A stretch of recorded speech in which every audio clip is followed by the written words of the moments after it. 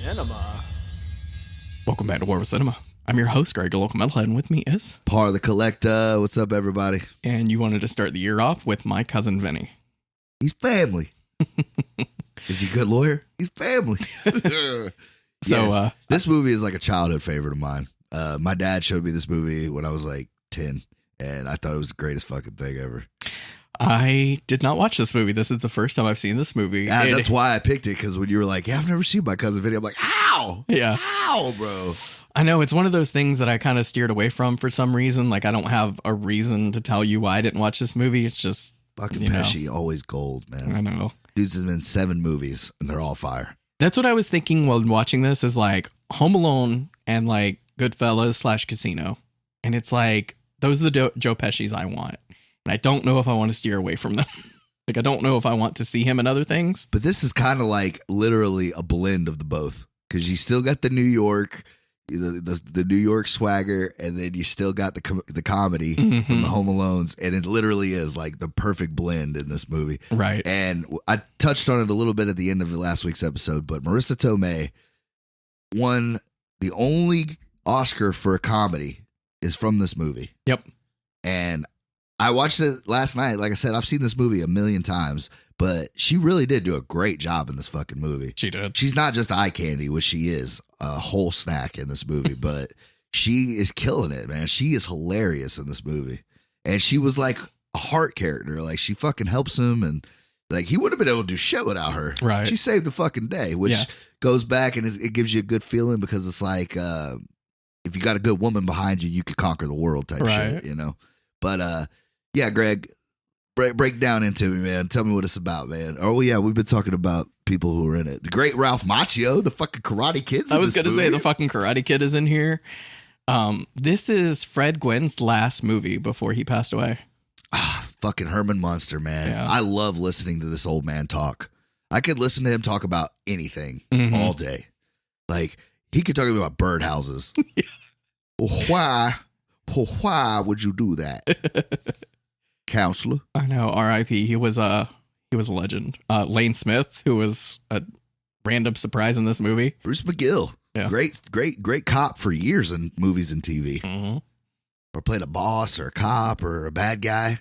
He's great. The only other person is Mitchell Whitfield. Yeah, I know he's been in other stuff, but like, he was funny in this. Like, I enjoyed him a lot more this time. Yeah, he was a good addition. Him and Macchio, they had a good little bit of chemistry. Yeah, they did. But yeah, so break it into me, man. So this movie came out in 1992, and I didn't know that because I had to look it up. Because as I was watching this movie, I was my like, sister was born. Was it? Yeah. I was like, this is an interesting movie because it feels like a parody of 1990 comedies that took place in the 1990s, if that even makes sense. So I had to look it up to see when it came out. It came out in 1992. And I'm not sure, but I think this one laid the groundwork for 1990 comedy tropes. Yeah. Because there's a lot of things in this movie that a lot of 90s movies did in comedies. For example, the Dutch angle, at like a comedic level. So you know what a Dutch angle is? It's when they turn the camera sideways a little bit to give it a off-kilter feel. It's for like to make somebody look more menacing, to make a more dramatic scene. But they use it here for like a comedic effect. Yeah. Like when you need someone to take someone super serious, like when they're accusing them of murder, they put the cop like in a Dutch angle, but it's for comedic effect. Right. And that was a huge trope in the 90s. They did that a lot in comedies. Another one is whip pans. It's when like somebody says something and like it's almost like your head turning to go look at them and be like, I can't believe you just said that. That's in this movie. And I was like, man, there's so many 90s tropes in this movie, but it doesn't feel cheesy. It feels funny. Because it's Pesci. Yeah. Fucking gold. Like, I love this fucking movie, man. I just die laughing watching it. So yeah, I literally laughed out loud during this movie. It is hilarious. It aged like wine. It did, man. It really did. Like, did. it holds up so well. Are you sure? Like, he just kills it, man. This movie is Ralph Macchio and his friend, Mitchell Whitfield, Bill and Stan. They go to a convenience store. They're buying a bunch of shit. They're on their way home from college. one of them accidentally sticks some tuna in their pocket. They forget to pay for it. They get pulled over and they think they're going to jail for tuna. Lo and behold, after they leave the convenience store, the clerk gets murdered and robbed. And their getaway car looks exactly like their car, a mint green white top. And they're in backwoods Alabama. Yeah, backwoods Alabama. And they're from New York. Right. And like the whole, it's funny because like it could fucking happen to 100%. Like, you know what I mean? Like I think about that all the time. Like, wrong place, wrong time. Like, there's so many people in jail right now that are wrongly convicted because they were in the wrong place at the wrong time. Like, that's scary. Yeah. Just bad luck. That's why I always go into places with cameras. Stand a little bit longer. I keep my camera out just so you know what the fuck I'm up to. It's what time it is, what day it is. Like, not just cops. I started wearing the body camera too for my own safety. But yeah, so they get, Ralph Macchio, I mean, he didn't help himself because he's kind of a dumbass. Like, he's sitting in the interrogation, like, even if they thought you stole tuna, like, if you thought that's what you were going to jail for, like, you seen how serious these motherfuckers were treating you. Like, you really think... I guess, but when you're that young, you don't really know the seriousness of the situation. And the cop, like, the way they kind of kept stepping around murder, they saying the word murder when they're interrogating him, and I was like, that's kind of weird. Like, it is, but it's well crafted. Like, it was pretty funny. And I shot the clerk. I shot the clerk. Wait, I shot the clerk. He was like confused, and he took that as a fucking confession. Yep. And the dialogue is well crafted to be believable yet hilarious. But I was gonna say I love Stan because when he's getting interrogated, he's like, it was stupid. I told him, and he's like, well, he didn't stop him. And he's like, I didn't know. I was in the car. And he's like, well, you didn't try to get out. You didn't call the cops. He was he's like, my friend. He's my friend. Like, it's a fucking can of tuna. But now you're an accessory. Well, your friend just got you in a shitload of trouble. But and I love that the fact that this movie's they say fuck in it like quite a good bit, like the perfect amount of fucks in this movie. Yeah, I didn't feel overfucked. Like, I don't even know if it's rated R or not.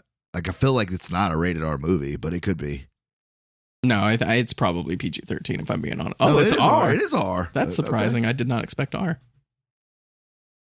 Like, I didn't count the fucks, but like I said, they're sprinkled in just perfectly.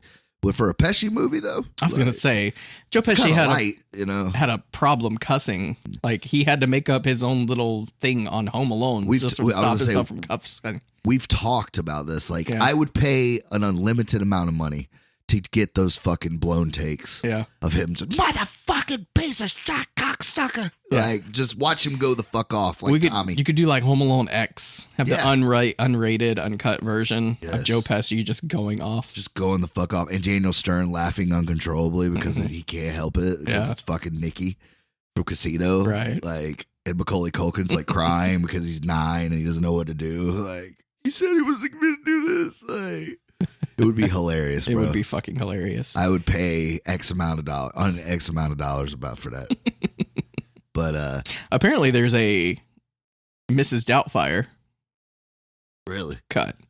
Apparently Robin Williams went like hard and made some like really inappropriate jokes in Mrs. Doubtfire, and they had to cut all of it to get it down to like the PG rating. It's crazy, man. Like, if you think about it now with like, how much people have changed their views on that. Like, there's a lot of cross-dressing movies of like men dressing up as women in movies a lot back then. Mm-hmm. Like Big Mama's House. Fucking Eddie Murphy in The Nutty Professor. Right. Norbit. He played the big bitch too. Mm-hmm. There's more. I know there's more, but yeah, it's just like weird. Right? Crying Game. Fucking, like I said, Robin Williams playing a woman. Right. Fucking Tyler Perry's made a whole career out of playing an old woman. This is true, yeah. He has. You know what I mean? And there's fucking Dustin Hoffman did it in Tootsie. Like, people have been cross-dressing in movies for years, man. And it's just like, it makes me think like, it's like, could you do that now? Like, the last one I remember, John Travolta. Yeah, doing Hairspray. I was thinking about that too. Because like now, like the trans community and stuff. Like yeah, that's true. You think about that. I haven't seen, but that's kind of like a 90s thing, like dressing up as a woman and acting all. There's like an Irish dude that dresses up as an old woman, and like he's so big over there that they had Medea and his old lady meet in a movie. Oh yeah, yeah, that's pretty funny. So it's just like there's still a market for it, I guess. I guess so. Maybe it's a market we need to have. Should I put on a wig? Put on some makeup? I make a cute girl. I think you would. Yeah, you know. There was a they had that beard though. They had the filter where it's like it changes you into a girl to see what you would look like as a female. And I was like, I'm fucking gorgeous. Like if there was a version of me, I would date me. It's the hair, dude. Yeah, the hair is fucking flawless. Well, I'm just very attractive as a girl. I don't know if I was a man, but I know I look as a girl. I have soft features. I'm not ashamed. Exactly. I had the rosy cheeks. But anyway, so. But yeah, so they pretty much like confessed to murder without knowing that they. I just think it's weird we went off on a cross-dressing. Oh, well, because I brought up Mrs. Doubtfire. Yeah, okay. And Joe Pesci. I was like, how does that relate to this movie? It was just Joe Pesci do cross-dressing, and I didn't see it. But anyway, he's too man's man to do that. 100%. So yeah, Ralph Macchio has he calls his mom. He's like, it's gonna be so much money. We need an attorney. He's like, we got one in the family. Ma. I know. I love that. Ma. I know, Ma. We didn't do it, Ma. The inbreds down here, Ma. They fucked the cousin. They fucked the cousins down here, Ma. You can't believe it. I loved he's saying all this right in front of all the cops and everything, and they're just staring at them. But that's what I noticed, like how much better, like how much greater like his friend is in this one, because he's like, what? Some do. Like, neither one of them give a shit. Right. We're about to get killed. Well, it's because they're in New York. They're used to just saying whatever. Right. And yeah, it's just like a culture shock, and I think that's the best thing, because like that's why like people are always like, well, why the fuck are they so going on these guys? They go because they're two kids. Like you wouldn't look at them and think like, oh, these guys are fucking murderers, you know? Right, they're out of towners, so you automatically assume it's the fucking out of towners. But it's such a small community in Alabama where they're at that everybody knows everybody. So like when the kid gets killed at the store, I heard Jimmy Willis got shot, and he's like, he's dead, and then like the whole town was out there. Right. So like it's to give you the perspective that like they all want these motherfuckers to fry because they think they killed one of their friends or one of their kids. You know what I mean? So they do a good job because like everybody treats them like shit, even when they go to prison. Like the guards are like telling them about the fucking electric chair not working right. Yeah. Caught a guy's head on fire. I said just spend the money and fix it instead of paying these high ass electric bills. Because like they're sitting in their cell and the fucking lights start flickering because they're fucking killing somebody. Yeah, he's like, it took 3 times, but we finally got him. He said, you know what the fucking execution age is in Alabama? And he's like, what, 16? He's like 10. So yeah, they're already like making fun of him, but like they said they were going from UCLA back to New York, right? Mm-hmm. Or they're going from New York to UCLA, one or the other. Why the fuck are you in Alabama? Like there is not a single way that you're driving across the country and we're just going to take it down. Well, a lot of people and then go across. Like, actually, there is. It's like a month's trip. Only reason I know is because I had a friend that moved up north and they went from Florida to Oregon. You have to do that. You have to go up through Florida and then drive all the way south and then go straight up. Like, I don't know why it's like that, but going, like you said, going to Brooklyn, you wouldn't have to do a U. Right. Like, I don't see that. But a lot of people do road trips. Maybe they just wanted to do a road trip on their way back. Yeah. And he says what he's told his mom. He's like, we just figured a trip through the South would be more better to look at. Yeah. Cornfields and shit. Mm-hmm. But yeah, like it was. But nobody wants to go through Alabama. There's nothing there. No, there's nothing in Alabama. But Roll Tide. Except that. But yeah, they're so that's when she gets the call. And she's like, "You think he would do it, Ma?" And he's like, "We got a lawyer in the family." And he's like, "Is he good?" He's family.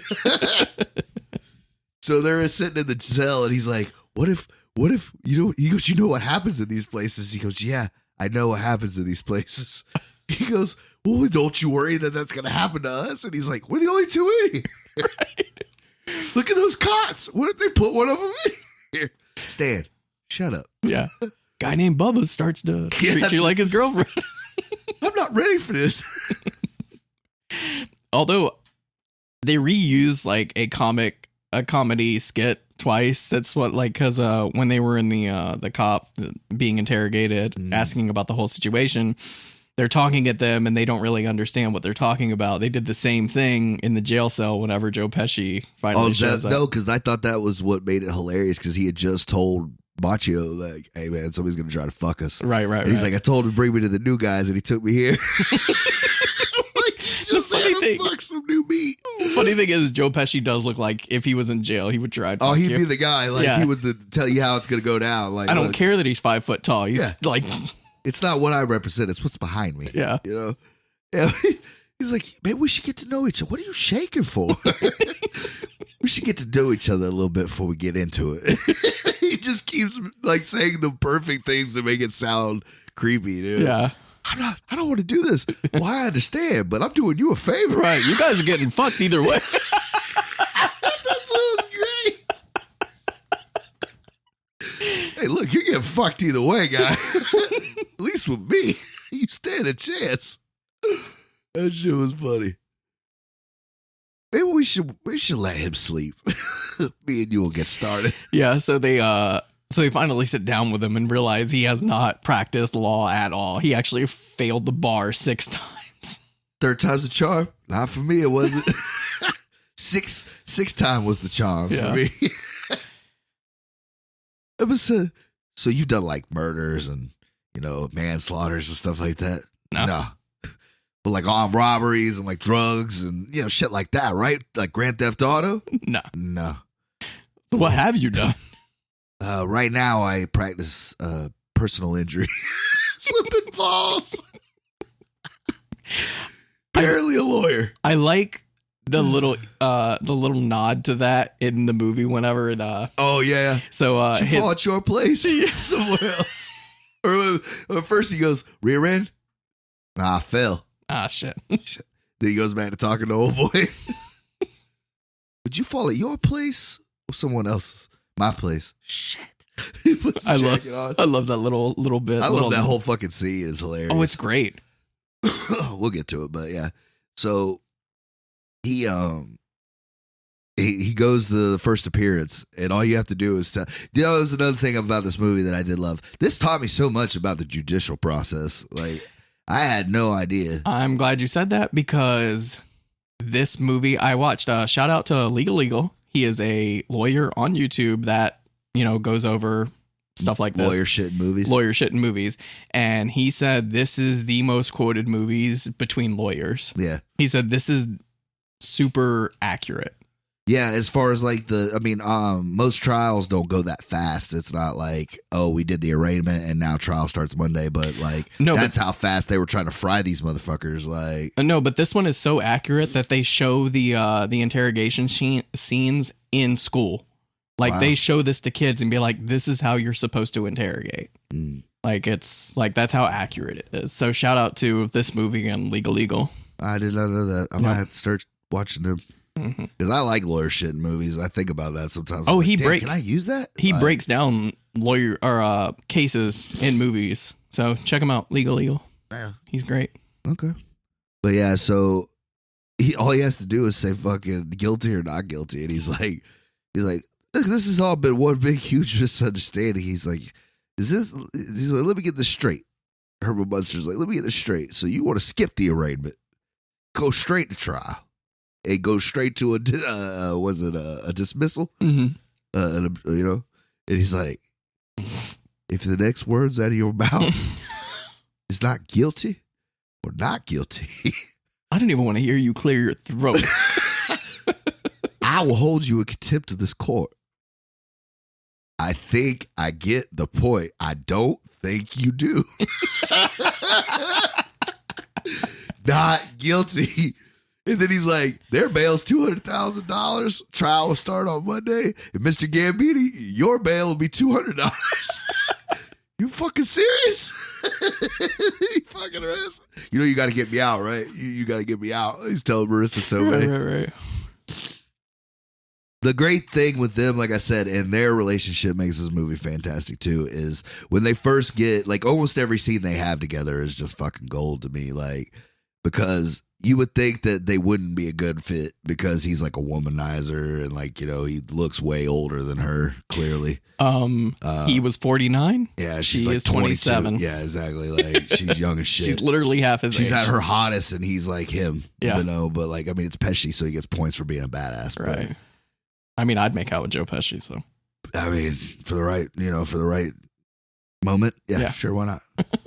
For the story, at least. Yeah. But, yeah, so they get there and he's like, something's wrong with the tire. And he's like, ain't nothing under there. She's like, I'm telling you, the rotation's off. You need to put it on the rack.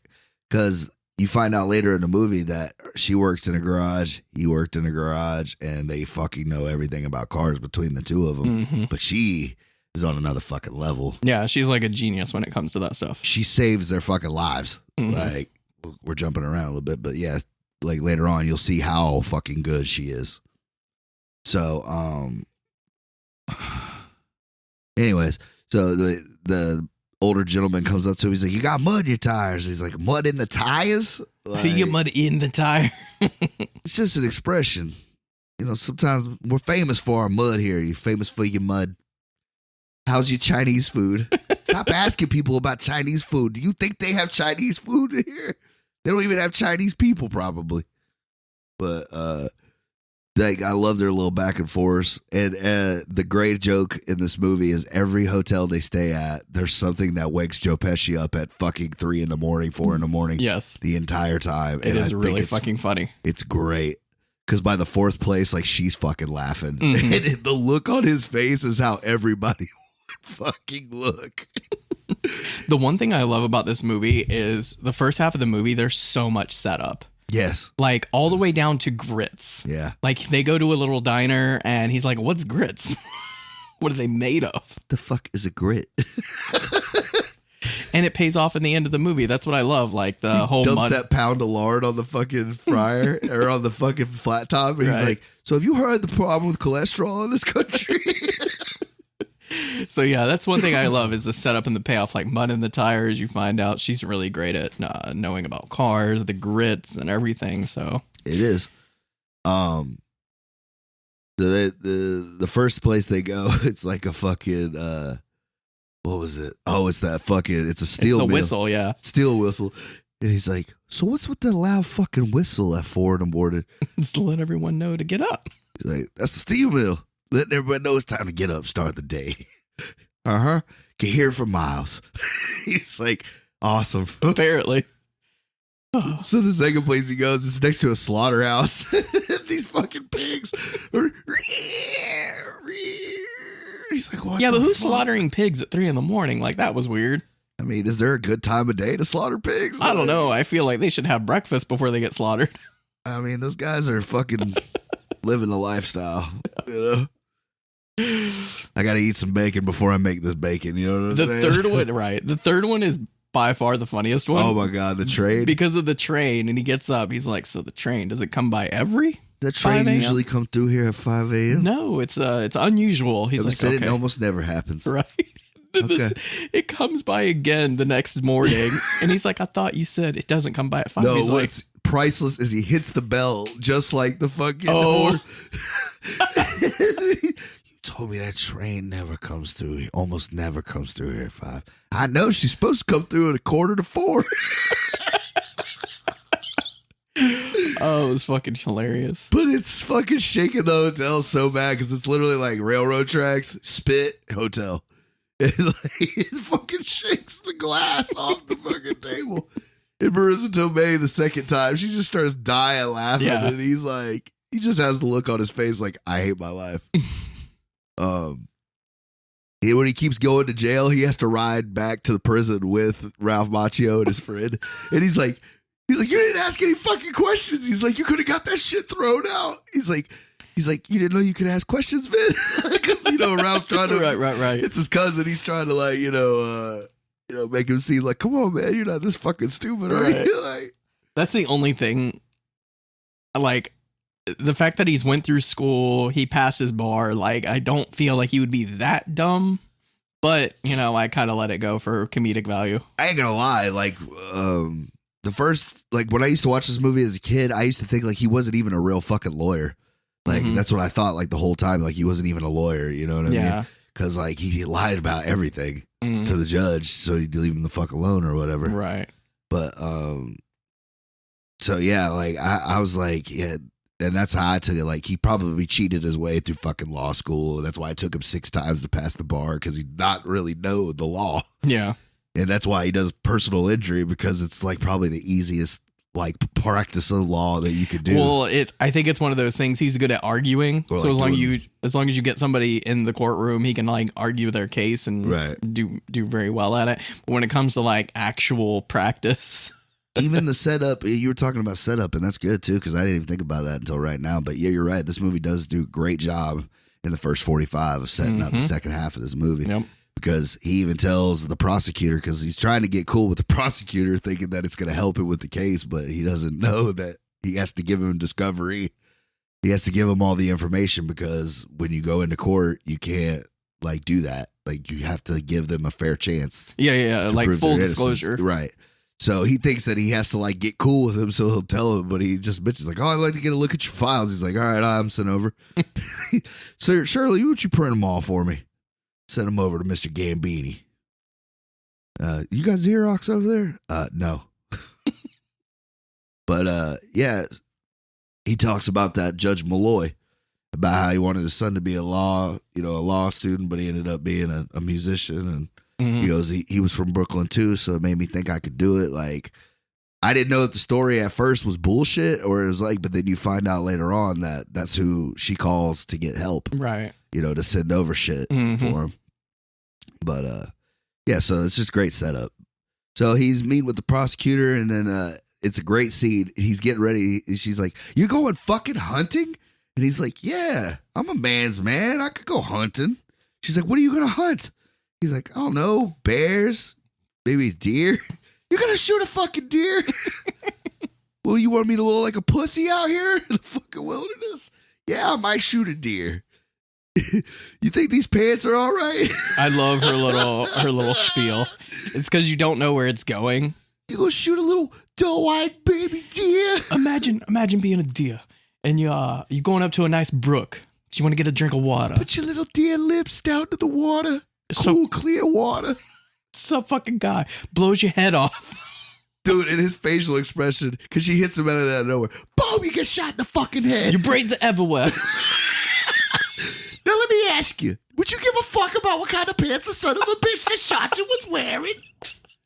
Fucking died. I fell off my fucking couch laughing. It's fucking gold. I love it so much. Boom!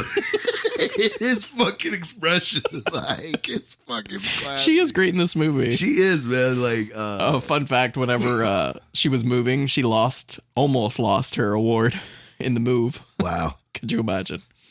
Joe Pesci actually. Another copy.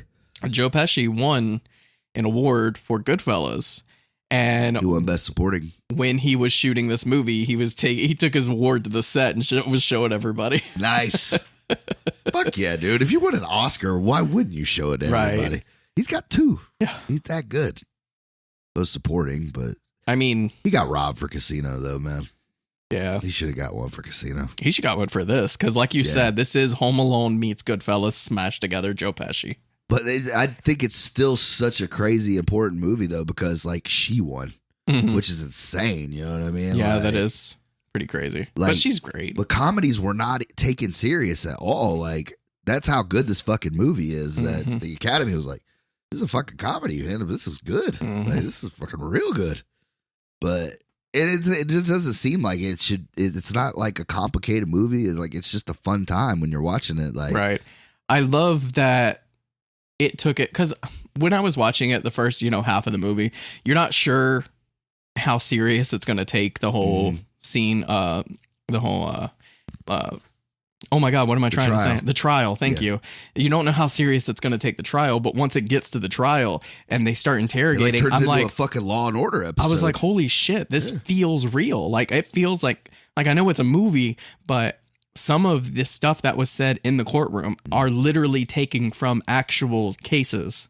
Makes sense. Yeah. I love that when they're picking the jury, And she's like, I think it should be up to the victim's family what happens to him. Well, in this particular situation, it was 2 boys shot a clerk in the back, robbed him, and left him to die. Fry him. She'll do. Yeah. I love that. And so it's great because like he keeps getting held in contempt. And the first day they're supposed to give opening statements, but he hasn't slept in like 5 since he's been there. Yeah. So he's sleeping, and he's like, Vin, he like fucking kicks him, and he's like, you have an open statement? And he's like, yeah, everything that guy just said was bullshit. Thank you. He's like, ignore everything he said other than thank you. I love, you didn't touch on it, but I love the ongoing joke about his, what he's wearing. Oh, yeah. Because when he first goes to court, he's wearing just a leather jacket. Well, it's funny because when they first get up and they're talking about the mud and the tires, he's like, you stick out like a sore thumb. And she's like, oh, and you don't. He's like, well, at least I got the cowboy boots. Because he's wearing a leather suit. Yeah. And like, just fucking like, I don't know if the pants are leather or not too, but like, he's killing it. He looks like Johnny Cash. Right. He's in all black, you know. And I guess that's what he thought, because that's like, I feel like in his mind, that's all he knows about the South is they love Johnny Cash and cowboy boots. They love their fucking cowboy boots. So like, I think that's what he was going for. Yeah. It's just funny because the judge is like, if you come back into my courtroom and you're not wearing a proper suit and tie with a jacket made of cloth, I could listen to that man talk all day. Right. He's so I'll great. hold you in contempt of court again. And he's like, oh, you were serious about that? And then it shows him riding back on the fucking bus again. And he's like, you could have got it tossed out. He's like, let me explain something to you, Stanley. You're at Alabama. You shot a good old boy. There was no fucking way this wasn't going to trial. So, of course, the buddy Stan, he's giving up all hope. And he gets a public defender. Right. This was actually fucking hilarious. I thought the dude was having a fucking stroke. And the first time, yeah. But what it is he has a stutter when he public speaks. Like, yeah. He's super nervous. He has like one of those like unconquerable fears, you know. And he can't even get the fucking words out. Ladies and gentlemen of the jury. I busted out laughing. So he does his whole thing. He sits down. He's like, what was that? He's like, I get nervous. He's like, I thought I did pretty good that time. I'm getting better. I busted out laughing. Or when he goes to interrogate the first guy and he's like, no, you weren't wearing your prescription eyeglasses. How could you tell? They're reading glasses. Tell me what color the defendant's eyes are. And he's like, brown and hazel green. No more questions. The way he looked at him like, you clever son of a bitch. Right. And he sits back down. He's like, that's it? He's like, he's a tough one. It is pretty funny now that I think about it. It's like pretty ingenious because you have someone that's very bad at interrogating, contrasting whenever Joe Pesci's character finally does get his chance to interrogate the witnesses. When he's actually lawyer. Yeah. And you realize how like good he is at breaking down the evidence because what's the first one? The grits? Well, see, because when he told him because that's what it was, because he got the public defender and he told Ralph Macchio, he's like, look, you're my friend, bro. He's like, I know that's your family, but you're going to get killed. Yeah. And he's going to go home. So right. like, you need to make a choice. You need to come with me because it's going to look bad if I have a competent lawyer and you got him. So that's the whole thing. And, well, Joe Pesci's like, hey, look, man, I know I've been fucking up, but you got to give me a chance. Like, once you let me get out there and get into this shit, like, I'm gonna win. And he's like, how are you so sure? And he's like, because I know you didn't fucking do this. Mm-hmm. He's like, I'm gonna see through all the bullshit because I know you're a good kid and you didn't do this, and I'm gonna fucking prove this. Right? Just give me the chance. And then like in true Pesci fashion, he's like, I think you should give me the chance. Yeah, he's like, let me interrogate the first witness. If you don't think I can do the job, fire me then. Fire me right then. So. And it does. It's like, it's great because he really gets to do what Pesci's great at, and that's fucking yell at people and make them feel like dumb fucks. Yeah. Because he kills the first guy Because this dude, he was making breakfast and he saw him going into the store, but he didn't really see who came out of the store. He just saw him go in. And because I'm sure he knew the store clerk, he lived that close to the store. He probably went there every day. He's probably a good friend of his. Right. So he thinks he's doing the right thing. He's like, yeah, it was these two fucking kids because that's the only two we saw. So the whole thing is fucking crazy as shit because literally we're talking about a 5-minute window that they pull off. And these guys come in and they just happen to have the same fucking like car, look yeah, car, right. And then like it's just two younger guys, right? So like and like you said, once you get through all the cross examination, you realize that the witnesses are just fucking older people that knew him and were friends of his, and they just want to get their friends' murder solved. So they're not necessarily trying to fuck these kids, but they're the only ones that they have to blame. Right. So an eyewitness is a pretty good, because that's what I was thinking when watching this. I'm like, man, you got 3 eyewitnesses. Like that's hard. That's going to be hard to get around. But that's what I said. If Joe Pesci didn't know in his heart that Ralph Macchio didn't have it in him to do this shit, that like anybody would have been like, bro, y'all got a lot of, because even the public defender, before you find out he stutters and shit, like he's like, let's take a pause. Oh, we're back. Sorry, we had to take a slight pause, but so yeah, he asked him, he goes, so based on where your house is from the Second Suds, which way did the defendants were coming at? He goes, they were kind of coming at me. He goes, and when they were leaving the Second Suds, what kind of view did you have? They were kind of walking away from me. He goes, so you say you would, because that's what it is. Like, you give them simple shit to loosen them up. They make you feel like, are you calling me a dumbass? That type of thing. No, what it is they're walking them down a certain path. And once they get to the certain, point in the examination, it doesn't matter what they're saying because they lose all credibility. And that's what he's doing. He's setting up all the facts so that what you're saying can't really be true. Right. So he goes, so what, you were making breakfast, right? He goes, what'd you have for breakfast? Well, he's like, why don't you think it could have been someone else that did that? He's like, it happened too fast. He's like, how long do you think it took? He's like, about 5 minutes. And he's like, oh, okay. So you were making breakfast. What'd you have for breakfast? And he's like, eggs and grits. He's like, oh, I love grits. And then it touches back to that, right. He goes, what kind of grits? Al dente? Da, da, da, da. No. He said instant grits. He's like, no respected Southerner. And I feel like people would say that now. 100%. Like, I've heard that before. No respected Southerner uses instant grits. All posh, And he's like, yeah, I mean, so you going to tell me that grits cook faster in your kitchen than anywhere else in the world? Right. Are they magic grits?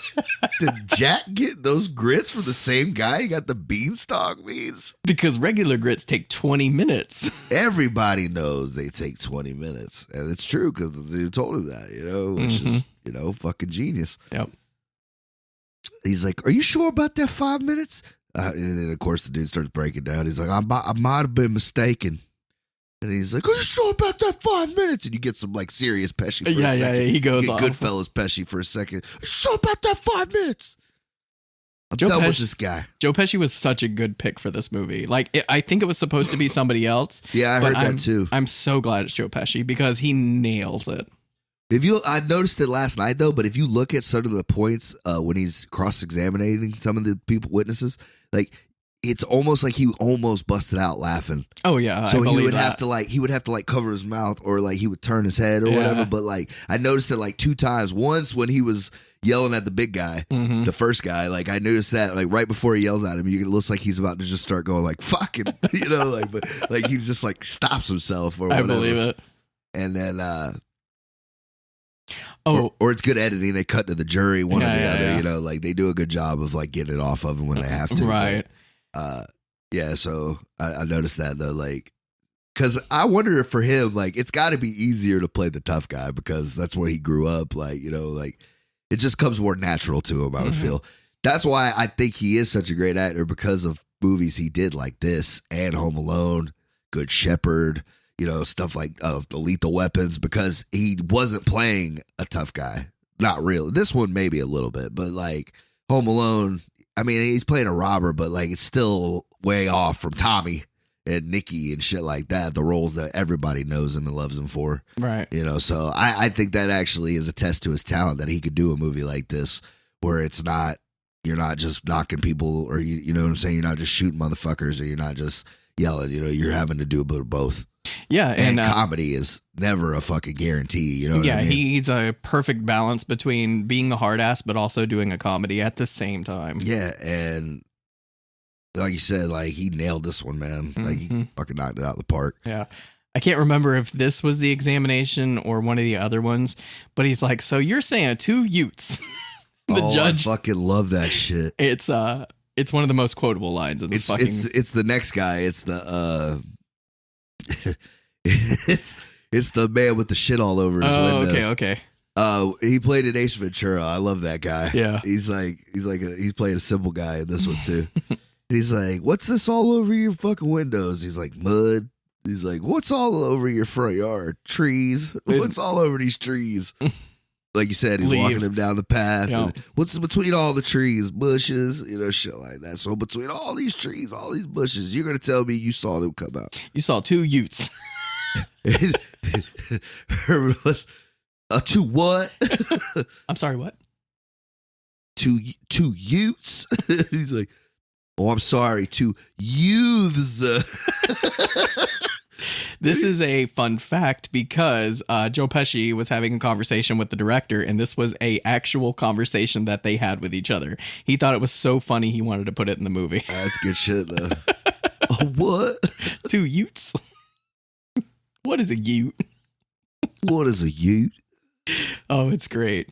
The 2 defendants, and he like shifts his eyes over to the judge. I love that too. By the end of it, that like him and the judge have like this little fucking back and forth going. Because the judge fucking hates him. Like, right. He fucking hates him. He pretty much tells him like, I don't like people from out of town and shit. Like, you better come to my courtroom ready to go. And like he fucks up right out the gate like the whole time. Like he's just trying this old man's patience, you know. But it's fucking gold. And so he interviews that guy and pretty much stumps him, you know.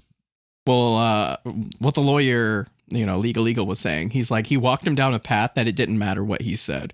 Because if he was like, are you sure that you saw those 2 boys? Even if he said yes or no, he lost all credibility because of the circumstances, right. Like his windows being dirty, all the bushes and everything. So let's just say you saw 2 people walk out.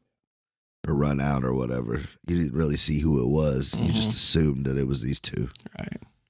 But so during all this, there's a scene. It's early. It's after the first time he goes to jail after the arraignment.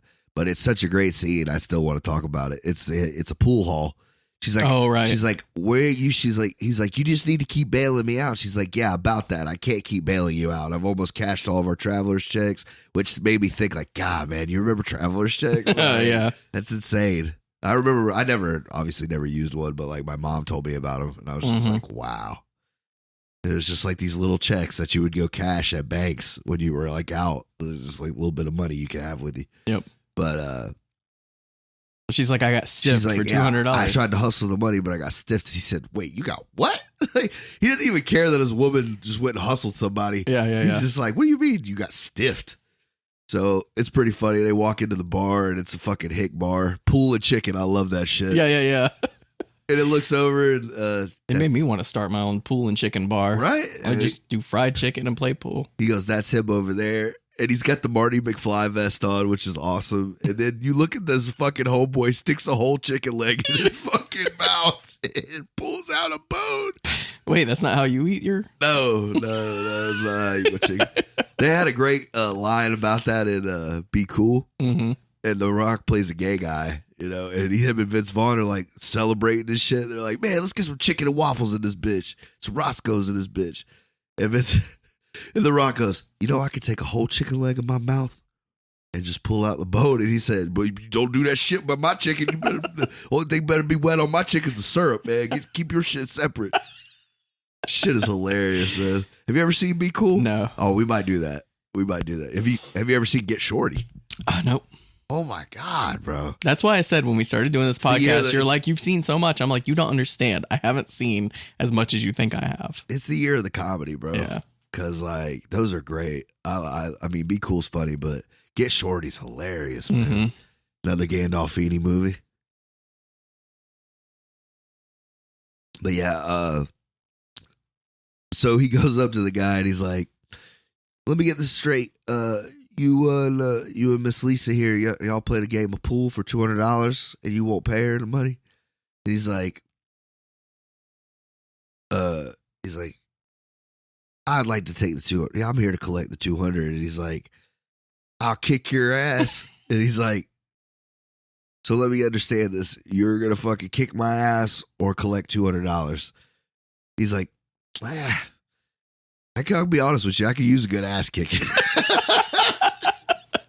Get my ass kicked to collect $200. No, I'm just gonna go with the $200. And he's like, "Over my dead body." And he's like, "You like to negotiate as you go, don't you?" He goes, "Do I have to fucking kill you or can I just kick the ever loving shit out of you and get the money?" And he's like, "You're going to kick my ass." He goes, "Oh yeah." He goes, "In your fucking dreams." He goes, "No, in reality, I will kick the ever loving shit out of you when I get the $200. And he's like, "Yeah." He's like, "All right. So we agreed on the terms. I kick your ass and you give me $200. He's like, "Yeah, buddy." And he's like, "We gonna fight now?" And he's like, he goes, "Show me the 200. I got the money." "Okay, show it to me." "I could get it." "You can get it." "Get the money, then I'll kick your ass." This is a very Casino Goodfellas Joe Pesci moment. And then you get that's a running joke through the movie, which is great. Because it's like you have the storyline, the main storyline obviously is the trials, but I love the little side shit they get into. I agree. They're nice, funny tidbits, throughout the movie, what he has to go through in this like hick-ass town, like the hotels, and now this guy wanting to fight him for $200. Like they're nice little ongoing jokes. They don't overdo it. They sprinkle it in just enough. It's like, they're in jail and they're fighting for their lives, but like he's going through hell trying to keep them out. Trying to get them proved innocent, you know? So it's fucking hilarious. It's a great scene. It's coming up, you know? So he goes and he hangs out with the prosecutor, and the prosecutor is a good old boy. He's been in a bunch of shit too. He's a good actor. And he pretty much tells him like, "Yeah, I got to give you all that," or whatever. But he gives him a honey cam. He's a good guy. He's like, "I enjoyed the competition," because when he starts destroying the witnesses, like he's like, "Hey, you know, you're all right. You know, I like the competition," or whatever. But so he gets him the honey cabin. And he's like, "Yeah, man, you'll sleep like a baby out there. Like you and your lady go out there." So they're sleeping in the fucking owl, which I did not know owls screech like that. Holy shit, that's not real. But can you imagine laying in bed and hear that? What Joe Pesci did is exactly what I would do if I heard something like that. But not me, bro. A fucking car is way easier to fucking kill me than a house, bro. Like you just gotta go through a window. I guess I'm talking about getting the gun and just start shooting shit outside. I thought you meant like when they're like go and sleep in the car. I was like, how's that gonna help you? No, I'm talking about the gun. If I heard something like that, I would grab a gun as well. That was another funny little part because obviously he's handled fucking guns before, but he's like grabbing, he's like doing this shit with the gun, trying to get it loaded. But yeah, fuck, everybody would have. Just fucking unloads that bitch. But fun fact, that was a real owl, and that was a real scene that took place, and the owl's reaction was genuine. They're just like, "We got lucky with the owl." Oh, wow. So that's not like a trained owl or anything? I mean, it's probably a trained owl, but I thought it was like a, I forgot, like a shot inside of a shot. Yeah, a split scene. But it was literally one big shot. Oh, that's awesome. Yeah. I love he empties the fucking the Magnum and he just fucking turns around like, "Yeah, got that motherfucker." And then it does it again. But yeah, so they're at the cabin and but yeah, it's like funny little side stories. Like they have to sleep in the car because of the owl or whatever. And he gets out of the car and he slips and fucking busts his ass in the mud. Mm-hmm. Yeah, because that's like she's like trying to like get him in the mood and shit because they're all in the car. She's like, "It's so romantic.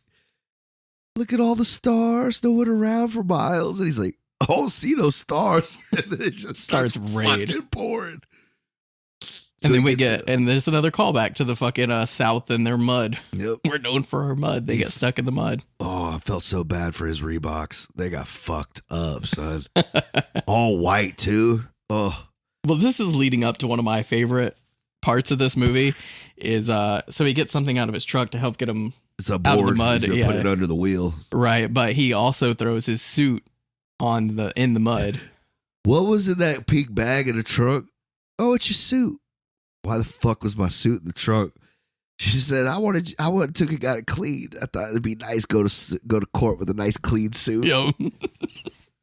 So they pull up into town. He gets the car out or whatever. He's like, I got 30 minutes to shower and get to the fucking courthouse and find a new suit. And she said, you get your fucking shower. I'll get your fucking suit. The suit store has the flu. Yeah, the whole store. Yeah, that's another funny part when he's explaining that to the judge. Yeah. But then lo and behold, the $200 guy shows up. He's like, I got you $200, and he fans it out. Yeah, because he tries to come back to him. It's another good little part. He's just like, I got the 200. You gonna kick my ass? And he's like, I love that punch. That was such a comical punch. Oh, dude, that was another thing that just makes it that much better because he could probably have fucked him up, like made it look like more shit, But yeah, it's just fucking Superman sideways fucking punched him. Like, that's how I imagine how Joe Pesci would punch anybody. 100%. Dude. Like just straight up fucking right into your fucking jaw with force. But yeah, he's like, I don't know, that's not $20. A bunch of ones with a 20 wrapped around it. He's like, fan it out, show me, but he won't do it. Yeah. So he's like, fuck out of here. Well, earlier in the movie, his cousin Bill, that's getting on trial for murder, he was talking about how Joe Pesci always, like, he went to a magic show and he called out what the guy was doing and how he was getting away with the trick. So it kind of plays into the movie, like, yeah, he knows people's bullshit, Vinny. right? Yeah. So that was a nice little touch, talking about the rolled up 20s. He's like, so he shows him the money and then he just fucking Superman punches him and takes the cash. I love how the guy kept bringing the dude with the neck brace as his backup. Right, like, what the fuck is this guy gonna do to me, bro? I'm gonna fucking hit him right in the neck first try. But yeah, so so my favorite part of the movie, the dry cleaner is closed, so they have to go to a thrift store. It's a secondhand store. Yeah. It's like a store, and they go to the court, and he has a fucking. What kind of suit is that? It's a fucking movie usher from like the 40s. Okay. Like, when the guys used to walk down with the flashlight, show you to your seats and shit. He walks into court. He's like, "Are you mocking me with that suit?" No, the only thing he doesn't have is the fucking little top hat, the little hat they put on, Yeah. And he's got fucking tails and everything on it. Like, it's hilarious. Little bow tie. It's like a fucking sequins fucking shirt. It's hilarious. And he's like, No, I'm not fucking kidding you. No, he's like, I'm not mocking you. I'm not mocking you, Judge. Can you explain that suit then? And then he goes through the whole spiel. He goes, the other suit you saw me with here the other day, the nice suit. Covered in mud. Covered in mud. And I went to y'all don't have an hour dry cleaner, so I went to get a new suit. But the whole store's got the flu. The only store with suits in the city got the flu. So I had to go to the second store and get this ridiculous freaking thing. Because it was either this or the black jacket, which I know you hate. So I wore this ridiculous thing for you. I don't like your tone. What else is fucking new? What'd you say? What? He's like so fucking tired. Like, it's so fucking funny because he's like, what I say? What? And then this is where we get the final eyewitness. It's this old woman, and she's got glasses, and she's got Coke bottles. Yeah, man, the fucking telescopes. Yeah. He's like, how many thicknesses have you been through over the years? She's like, 60 years. I'd say 10 times, And he's like, I think it's time for a new set. She's like, oh, no, these are fine. These are fine. But like, before he even starts, he's like, Mrs. So-and-so, and she's like looking out like at the prosecutor's table, and she's like, over here, dear. Yeah. She's like turns her head and everything. So it's already proven that her eyes are fucked. Yeah. So he can't see shit. He's like, how far would you say you were when you heard the gunshots? And she's like, about 100 feet. Mm-hmm. So he holds out a tape measure, which is fucking great. He goes over the entire prosecution side of the like people watching. Yeah. And goes out. He goes, "This is 50 feet." He's like, "How many fingers am I holding up?" And the fucking judge, jury let him know that the counselor's holding up 2 fingers. Well, come on, judge. Oh, you know, it's like a funny little bit. And he's like, "Mrs. Cleary, and only Mrs. Cleary." Apparently that was improv'd by Joe Pesci. And then, like I said, the judge's facial expressions were great too. Mm-hmm. And he holds up the same amount of fingers, and she says fucking 4. He's like, "What do you think now?" And she's like, "I think I need new glasses." And I like it because he kept saying, "I'm done with this guy, I'm done with this guy." But with her, he was like, "Thank you, miss." Like, it just, you know, went back to his table. And then he's going to prison in his fucking his usher suit. And she's like, "Don't worry, I'll figure out a way to get you out." He's like, "Nah, I need some fucking sleep." Yeah. Just leave me in there. And fucking he sleeps like a baby because like the noise of that shit is nothing compared to what he's been through. Right. It's just consistent. Which I think I figured it would be like the noise because he's from Brooklyn. Exactly, so Brooklyn is loud as fuck. So, but it's continuous. Yeah. So it's like white noise at especially if you've grown up there. Yeah. This is just getting one fucking terrible sound to wake you up, you know, every morning. So yeah, I thought that was funny. He kind of like smiles in his sleep. Yeah. Like, he comes back in the next day and he's all fucking pumped up, ready to go. Got a good night's sleep. Got the but that's when Trotter, the prosecutor, calls him and says, "I got a curveball for you tomorrow." And he's like, "You know, you got to let me know." And he's like, "Well, I just got it myself tonight." He's like, "I'm going to put it with the judge. He won't be able to throw this out." He's pretty much letting him know, like, "Bitch, I'm about to win. Yeah. You think you did a great job, but like, you're about to win. I'm about to win." Right.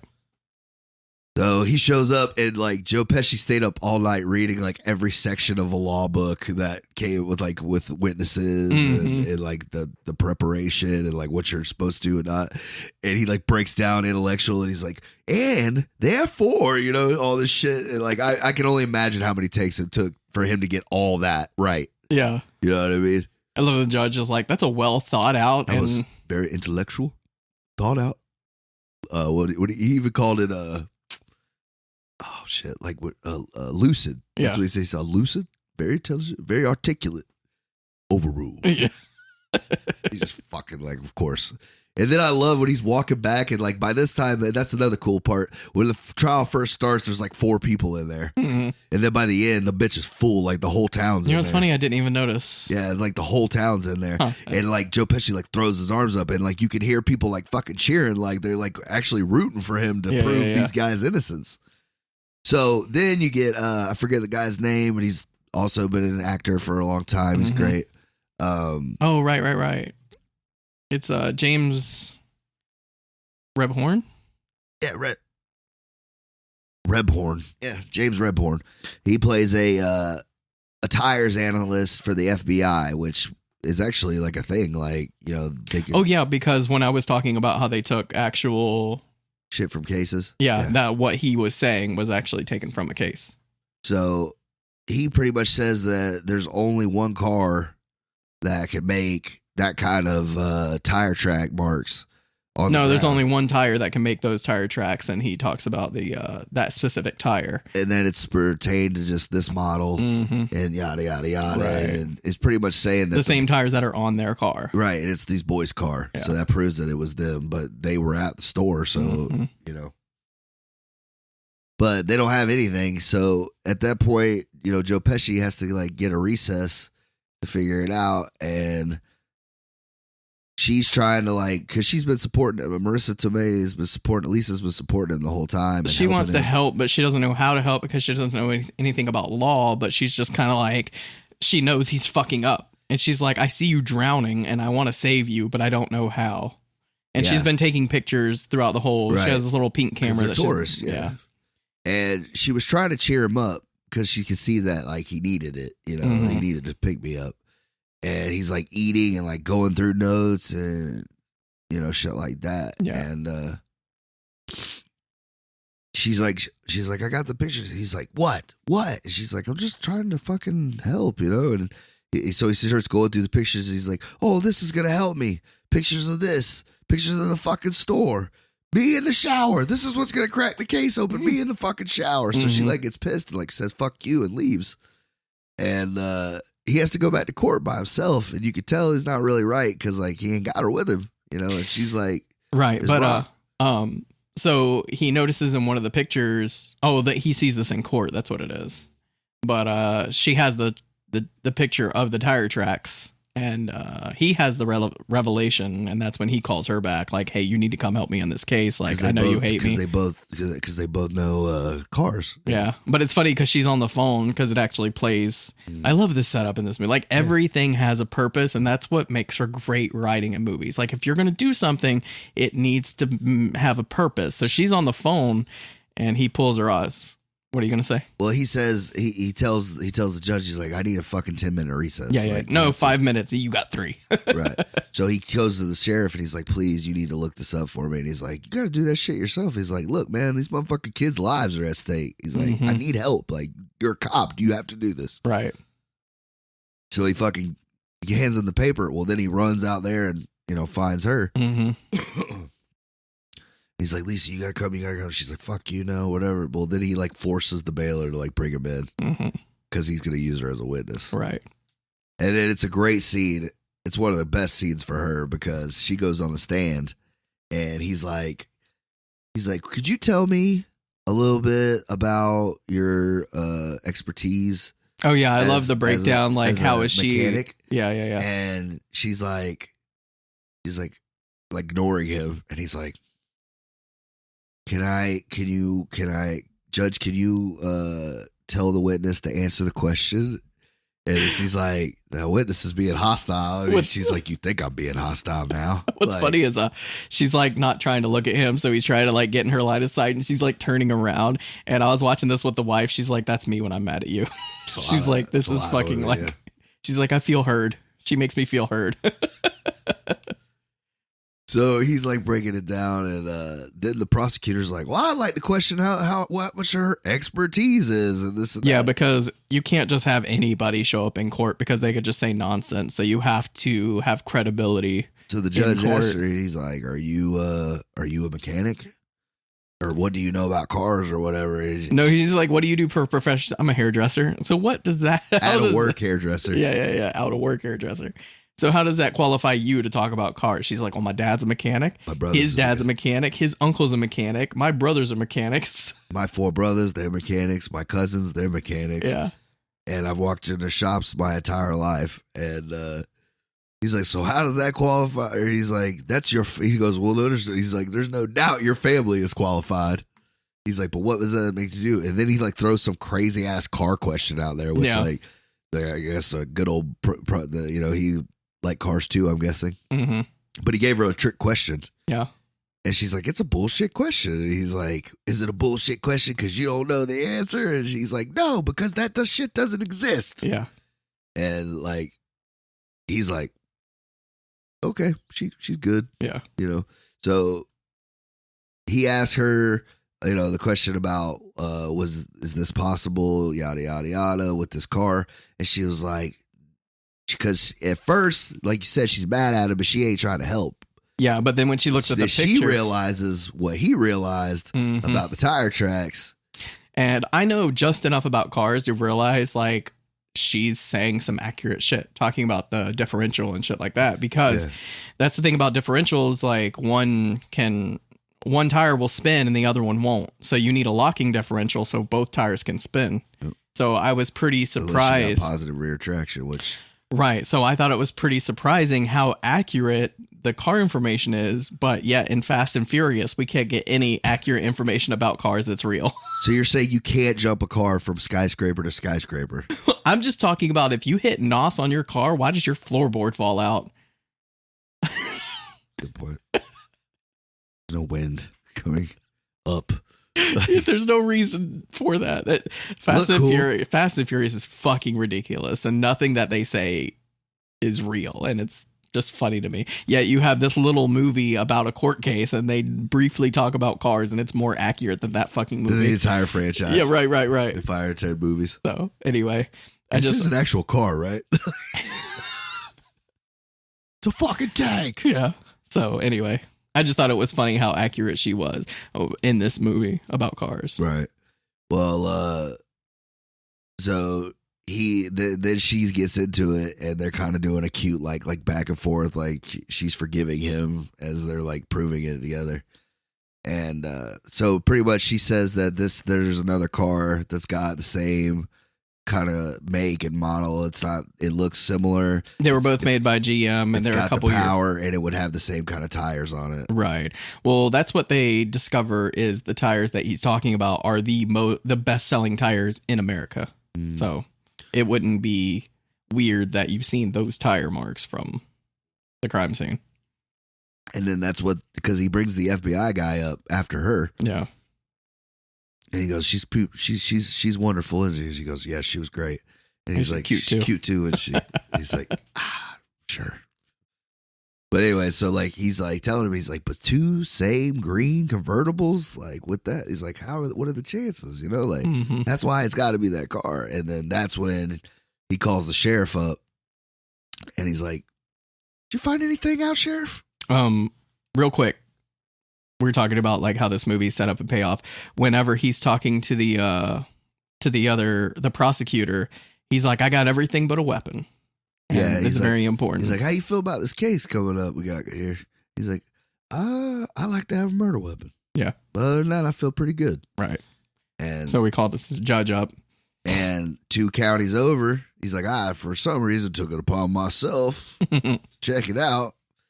And 2 counties over, they arrested 2 guys in a green convertible with the 357. It's a white top, not a convertible. Oh yeah, whatever. No, it's a convertible with a white top. Oh, okay. Anyways, similar car. Yeah. And it was in the same tires or whatever. And they found a 357 Magnum, the same gun that was used to kill the kid or the clerk. Mm-hmm. So then the prosecutor's like, we would, given this new information, like to dismiss all charges.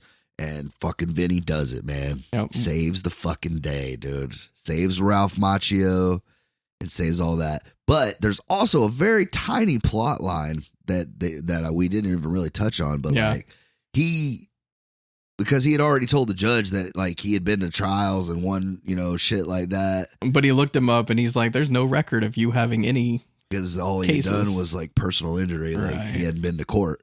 You just do settlements. Right. So he's like, you looked up this name. I had to change my name because of some famous actor or whatever. It's kind of funny because Jerry Gallo was a gangster. Yeah. So he told him that name like it was a famous lawyer, but it was like, I don't know. I just thought it was funny. It was because it was backwards. Yeah. So whenever he tells the name and he knocks over the chess pieces, that was a fuck up, but they left it in the movie. Like, he goes Joe like Pesci in the paperback. Yeah, Joe Pesci accidentally did that. Oh, wow, that's great. But the director thought it was so funny that he left it in the movie. Well, because it's smart, because it's kind of like you told him something that was complete bullshit, but you fucking distracted him with knocking all that over. Yeah. I thought it was planned, but it is funny though. Yeah. Either way. But I thought he did it like on purpose. Yeah. Like to be like, sorry, Judge. To try to like distract him from his name. Yeah. I thought so too, but then he repeats his name. Because even later on, he's like, you're not going to find anybody named Jerry Gallo. Jerry Gallo's dead. Because it's a good little scene between him and Marissa Tomei. He's like, she's like, what name did you tell him? He's like, Jerry Gallo. She's like, the big shot attorney. He's like, yeah, I figured if he looks that up, he's going to find all kinds of stuff on that guy. She's like, his name was in the paper last week, actually. He's like, yeah, I saw that. Yeah, and you didn't read it, did you? Because you would have found out he's fucking dead. He just has this look on his face like, I can't catch a fucking break, man, for nothing. Like you said, without her, he would be fucking drowning. Schitt's Creek completing, dude. And so at the end, he's like, well, you're not going to find anything on Jerry Gallo. And he's like, I'm well aware of that. I just said that. He's like, I'm Jerry Gallo. With the C. With the C. So the judge is like, motherfucker, after this case, I will have something in my office. He goes, and if you ain't who you say you are, you're going to fucking prison. So the trial ends, and Ralph Macchio's like wanting to like fucking hug him. He's like, man, let's go fucking celebrate. He's like, you need to get the fuck out of Alabama now. Yeah, right. He's like, I'll see you in New York, kid. He's about to contempt me forever. And that's what he's saying. He's like, I got to get the fuck out of here. So then the prosecutor comes up. He's like, man, hell of a trial. And he's like, hey, man, I feel like I'm going to go to jail if I don't get the fuck out of here or something like that. Yeah. Well, that's what it is. They're going to lock me up if I don't get out of here.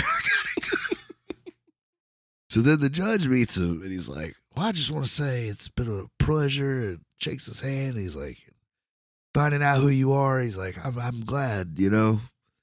And he gets in the car and he's like, oh, okay. And like, he's kind of confused, but he leaves. And then him and Lisa are riding in the car and he's like, what'd you do? She's like, he's like, who do you know? She's like, I know the same guy you. Because when she was on the phone, he was calling the judge to help him to send that down. Yep.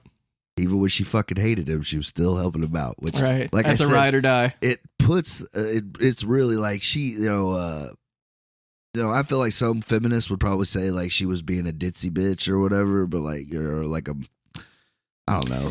It's not that, but you feel like she's putting up with his bullshit because he's a womanizer. But, there was that moment in the movie whenever he's having that dream and they're fighting, but then it turns into like them play fighting or whatever. Because we know, Kendra and I, the wife, we know couples that really fight like that. You're like, God, why do you let him be a dick? Oh, because you're a dick too. Like, that's just their dynamic. Right. Like, he doesn't mistreat her. It's just they have an odd dynamic that you're not used to. And like I said, but it's great because it's like she was literally the best thing for him. Yeah. And they went so well together. Mm-hmm. And he's like, well, you said I told you I didn't want your help and this and that. And she was like, tough. He's like, well, I guess we got to get fucking married now. I don't want to marry you. You're a dick. Can't even win your own fucking case. I love that line. But it's such a good fucking movie, man, and it's got a great ending, and like it's one of those ones I would love to say like it was so good it doesn't need a sequel, but I would love to know what happened with his story. Fun fact: there was going to be a sequel. See, that would have been good, but I'm sure Pesci was like, "Fuck that." They were gonna have him go to the UK and be a lawyer over there, but she dropped out. Oh, Marissa? Marissa dropped out and didn't want to be a part of it, so that kind of left its... I don't know about if I'd send him to Europe. Maybe let him be in New York at his playground a little bit. Well, there was a guy that actually wrote a book that was actually a sequel to this movie, and he's in Brooklyn. Wow. Yeah. Damn, I might have to find that. Mm-hmm. Wonder what it's called. Vinny too. Right. I forgot. I was looking up. My friend Vinny. Mm-hmm. But yeah, I give this fucking movie a 9.9. 9.9, baby. Nice. There we go. It's called The Thin Man. No, it's not. It's based off of like a novel called Back to Brooklyn. Okay. Yeah. Yeah, it's essentially a working class of the Italian American version of The Thin Man. So, sorry. But yeah, Back to Brooklyn is what the book is called. Yeah, man. Love this movie. I still love it just as much as like I said, I watched it last night and I was in tears fucking crying watching this is it's a funny because it has 2 awards. Like it is a classic movie hands down, but it's also like a classic comedy and it's a classic law movie. Yeah. Like it holds both those titles. Mm-hmm. It's like I would say it's probably my second favorite court movie. It's my favorite court movie, but my second favorite court movie is Liar Liar. Yeah. I love that. Like Jim Carrey is perfect in that movie. Yeah. Man. I love that movie. This is number 3 as best law movies ever made. And I feel bad because I'm sure there's other law movies that I'm not getting that are really they're probably more serious and boring. But that's what I'm saying. Like as far as like making it like the information it being as good as it is and it being so funny, yes, like they knocked it out of the park. It's gotta be number 1. There's a reason it's a classic. There's a reason I've heard about this movie for 30 years even though I haven't watched it. Yeah, I was like, that's why it's like we got to do this movie. Like if you haven't seen it, like this movie is like one of those movies you have to watch. I was just surprised a movie from 1992 still made me laugh out loud. Like it is still funny. It's it's really funny about it because it feels like it should be a 90s like trope hole. Like it has all these 90s tropes, comedy tropes, but I feel like it invented a lot of them. Like a lot of 90s tropes happened because they took it from this movie. Oh, yeah. So, yeah, it's hands down like classic comedy. I loved it. And like I said, man, it really just shows Pesci's greatness because he did all of his hits within 5 years. Yep. Raging Bull, Goodfellas, this, Home Alone, or no, he did Casino and then Home Alone. The Home Alones right after that. But like he did all, and the Lethal Weapons were sprinkled in there between. Like the 90s, he was that guy. Right. And I mean, to do all that and be in such a short amount of movies and still be all fucking great hits, dude, you know? Except for maybe Gone Fishing. I don't really like that one. I didn't see that. With him and Danny Glover. Like, it's not bad, but it's not great either. Yeah. But yeah, I mean, anything I've seen him in, I love him. Yeah, 100%. There's never a dull moment with Joe Pesci. He was great in The Irishman. I wish they'd have gave him more to do, honestly. Yeah. I think that Gotti movie would have been fucking 5 times better with Travolta if they would have let him play Neil Delacroix. Like, it would have been way cool, way better than fucking Stacy Keach.